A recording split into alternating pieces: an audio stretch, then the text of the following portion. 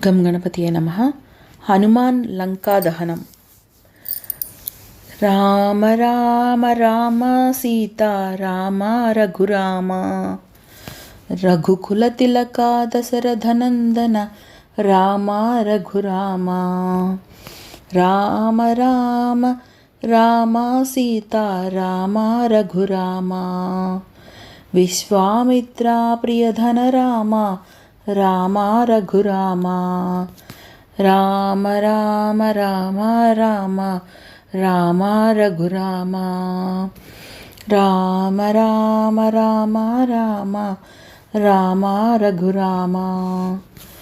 రావణ దర్బారంతా హనుమంతుని రామనామగాన మాధుర్యంతో భక్తి పారవస్యంతో మునిగిపోతోంది. ఎవరికి వారే తమ ప్రమేయం లేకుండానే తమకి తెలియకుండానే రామగానం చేస్తున్నారు. చివరికి రావణాసురుడు కూడా అప్రయత్నంగా రామ నామ సంకీర్తన తన్మయత్వంలో మునిగిపోయాడు. తాను స్వయంగా రామ రామ రామ రామ రామ రఘురామ అంటూ సంకీర్తనం చేస్తున్నాడు. హఠాత్తుగా రామనామ సంకీర్తన గానాన్ని ఆపాడు హనుమ. రావణుడు ఉలిక్కిపడి తన్మయత్వంలో నుంచి తేరుకున్నాడు.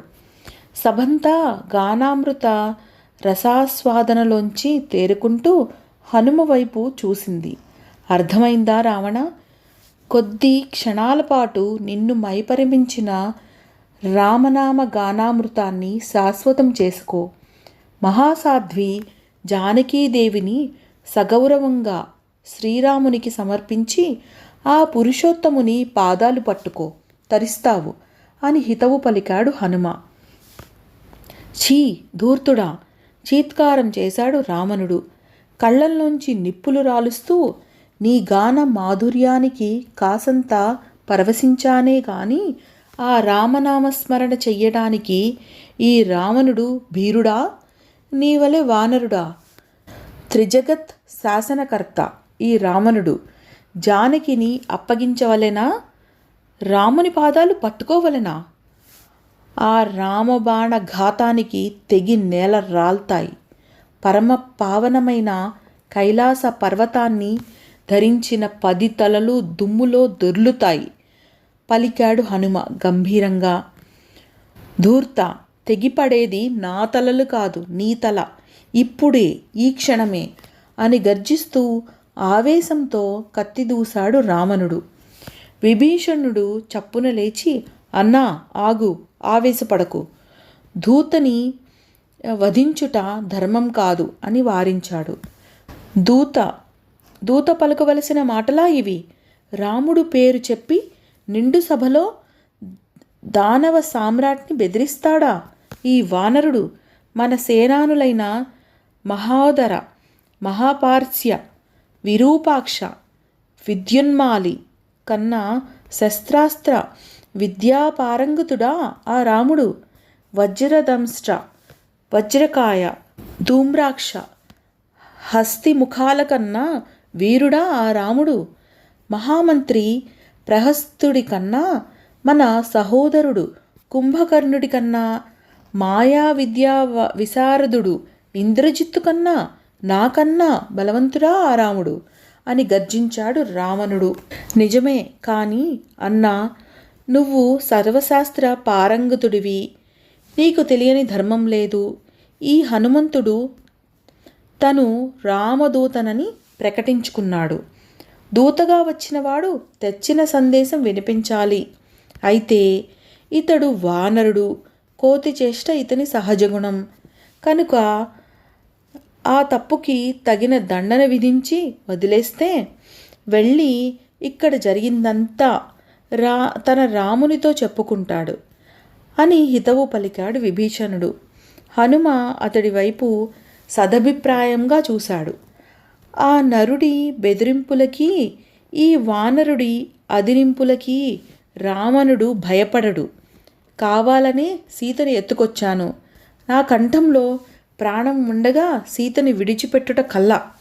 రాముడే వస్తాడో పరంధాముడే వస్తాడో రాని, కోతికి వాలమే అలంకారం. ఆ కోతికి ఉన్న తోకకి నిప్పంటించండి. లంకా నగరమంతా తిప్పి తిప్పి నగరం బయట వదిలేయండి అని ఆజ్ఞాపించాడు రావణుడు. రావణుని ఆజ్ఞానుసారం రాక్షస భటులు హనుమని రాజ భవనంలో నుంచి బయటకు తీసుకుని వచ్చి అతడి తోకకి గుడ్డలు చుట్టి నూనెతో బాగా తడిపి నిప్పు ముట్టించారు.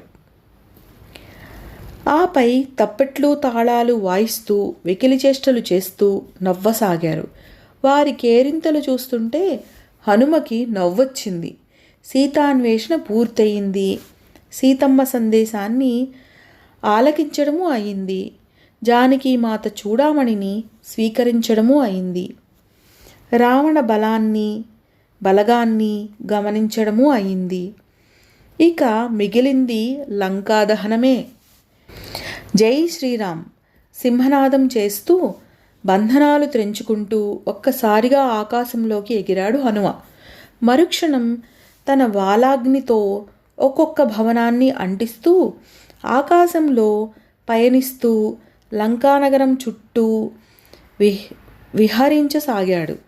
రాక్షసులంతా ఆర్తనాదాలు చేస్తూ హాహాకారాలు చేస్తూ తమ తమ నివాసాల్లోంచి బయటికి పరిగెత్తుకు వచ్చి తోచనట్టు అటు ఇటు పరుగులు తీయసాగారు.